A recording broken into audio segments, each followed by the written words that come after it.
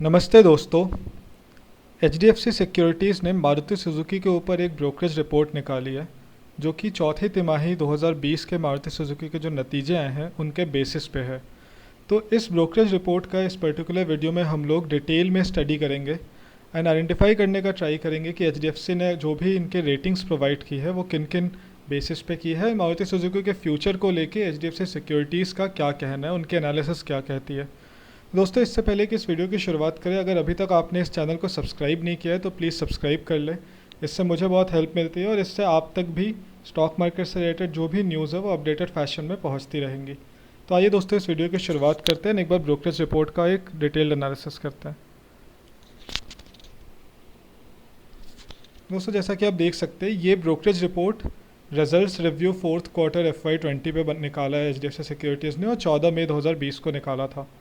तो मैंने पहले से ही कुछ इंपॉर्टेंट पॉइंट्स को हाईलाइट कर रखा है। मैं इस ब्रोकरेज रिपोर्ट को आप भी देख सकते हैं, ये पब्लिक डोमेन में अवेलेबल है। मैं इसमें से जो जो इंपॉर्टेंट चीज़ें मुझे लगी कि कन्वे करना चाहिए वो मैं बताता हूँ। सबसे पहली चीज़ तो कि एचडीएफसी ने जो रेटिंग रखी है वो बाय की रखी है मारुति सुजुकी के ऊपर, और उन्होंने टारगेट प्राइस करीब करीब 5810 का दिया है, जो कि मोर और लेस 17-18% अपसाइड है करंट मार्केट प्राइस से, जो कि 5030 के अराउंड का चल रहा है। तो इन्होंने इसमें यह कहा है कि we upgrade Maruti Suzuki to a buy as we believe that the OEM is expected to gain market share in the current downturn given is dominant position in the entry level compact car segment where the company has a market share of 65%। तो इन्होंने ये कहा कि since Maruti Suzuki का जो छोटे छोटे segments जहाँ पे कार के हैं, जैसे छोटे कार्स वगैरह, इन सब में इनका सिंस मार्केट शेयर ऑलमोस्ट 65% का है, तो इसलिए एचडीएफसी सिक्योरिटीज़ को ऐसा लगता है कि इस करंट डाउनटर्न में, जो कि बहुत ही ज़्यादा इकोनॉमिक स्लो डाउन हो रहा है, इस टाइम पे इन्हें मार्केट शेयर और ज़्यादा मिलेगा। इसके बाद इन्होंने एक दो चीज़ें कही कि Maruti will also benefit from इस gasoline driven portfolio as the break even for diesel vehicles has further increase after the introduction of BS6 variants as the company has a robust balance sheet with cash reserves of more or less $400 billion rupees. We expect the industry leader to withstand the downturn due to its scale and robust balance sheet. तो इन्होंने क्या कि अभी जो economic slow down आया है, इनको लगता है कि मारुति उस इकोनॉमिक स्लो डाउन को विथस्टैंड कर लेगी, बिकॉज इनके पास जो कैश रिजर्व्स है वो ऑलमोस्ट 400 बिलियन रुपीज़ का है।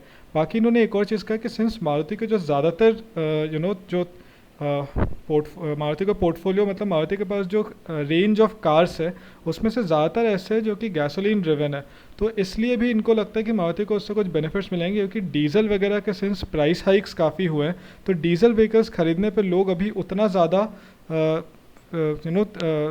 डीजल व्हीकल्स खरीदना उतना ज़्यादा लोग नहीं चाहते आफ्टर BS6 के वेरियंट्स के इंट्रोडक्शन के बाद। इसके बाद इन लोगों ने फोर्थ क्वार्टर FY20 के फाइनेंशियल्स के ऊपर थोड़े से अपने राय दिए कि रेवेन्यूज़ वगैरह डिक्लाइन हुए थे 15% year on year and 16% overall volumes में डिक्लाइन आया था। इवन इनका जो EBITDA मार्जिन था वो भी 8.5% कॉन्ट्रैक्ट हुआ था। तो ये सारा था कि यार ऑब्वियसली हम लोगों ने ये देखा था कि इस करंट जो क्वार्टर है उसमें सारी ही ऑलमोस्ट 90% कंपनीज़ के ही नंबर्स में थोड़ा सा प्रेशर रहा है, बिकॉज कोरोना वायरस के लॉकडाउन की वजह से सेल्स वगैरह सभी कंपनीज़ के थोड़े बहुत डाउनसाइड देखने को मिले हैं। तो सिमिलर सी चीज़ इनके साथ भी हुई थी। इसके बाद जो मैनेजमेंट कमेंट्री होती है उससे इन लोगों ने कुछ की टेकअवेज बताए, जिनको कि मैंने यहाँ पे हाईलाइट किया हुआ है। तो पहली चीज़ जो इन्होंने बताई कि management expects down trading as customers are expected to move towards personal transport which will drive entry car sales. तो इनका जो मैनेजमेंट है उन्हें ये लगता है कि सिंस अभी कोरोना वायरस की वजह से क्या होगा कि लोग जब लॉकडाउन खुलेगा तो वो लोग पब्लिक ट्रांसपोर्ट को उतना ज़्यादा प्रेफर नहीं करेंगे। जैसे जो लोग मेट्रो में ट्रैवल करते थे या पब्लिक बस में ट्रैवल करते थे, ऑटो में ट्रैवल करते थे, इनकी जगह लोग खुद के व्हीकल में ट्रैवल करना ज़्यादा प्रेफर करेंगे, क्योंकि लॉकडाउन मतलब कोरोना वायरस में आप अगर लोगों के बीच में हो तो ज़्यादा चांसेस है कि आप कोरोना वायरस कॉन्ट्रैक्ट कर जाओ। तो इसलिए इनको लगता है कि मारुति सुजुकी के जो सेल्स होंगे वो ज़्यादा बढ़ेंगे। इवन जो एंट्री लेवल के कार्स हैं, तो जो थोड़े सस्ते वाले कार्स हैं, और वो सब भी ज़्यादा बिकेंगे। बाकी इन्होंने एक चीज़ और बोली कि the share of petrol vehicles has risen to 18% versus 71% quarter on quarter for the auto industry and 93% for Maruti versus 80% quarter on quarter. With the launch of the Brezza in petrol, the OEM will further consolidate its presence. Maruti's early transition to BS6 has enabled it to sustain its market share of 50% levels. तो इनका ये कहना है कि since जो petrol वाले vehicles है उनका मार्केट शेयर धीरे धीरे लास्ट साल में क्वार्टर ऑन क्वार्टर पूरी इंडस्ट्री के लिए भी इंक्रीज़ हुआ है, मारुति के लिए भी इंक्रीज़ हुआ है। सिंस इन्होंने ब्रेजा को भी पेट्रोल में लॉन्च किया है एंड इनके पास अभी ऑलरेडी ये लोग BS6 के व्हीकल्स बनाने में ट्रांजिशन कर चुके थे, इसलिए इनका मार्केट शेयर एक्वायर करके रखने का जो इनकी कैपेसिटी है वो ज़्यादा है compare to other auto industries.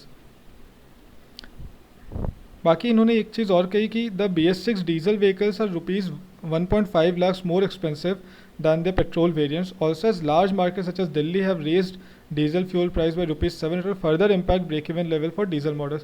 तो जैसा कि मैंने आपको पहले भी बताया कि डीजल वगैरह के प्राइसेस इतने हाइक हुए पड़े हैं कि डीजल वाले कार खरीदने को लेकर जो पहले लोगों का इंक्लिनेशन रहता था बिकॉज वो थोड़ा सस्ता होता था, वो अब उतना नहीं रह जाएगा। तो पेट्रोल व्हीकल्स की पोर्टफोलियो वाली जो कंपनीज है जिनके पास पेट्रोल व्हीकल्स ज़्यादा है वो इससे थोड़ा सा तो प्रॉफिट कमाएंगी ज़्यादा।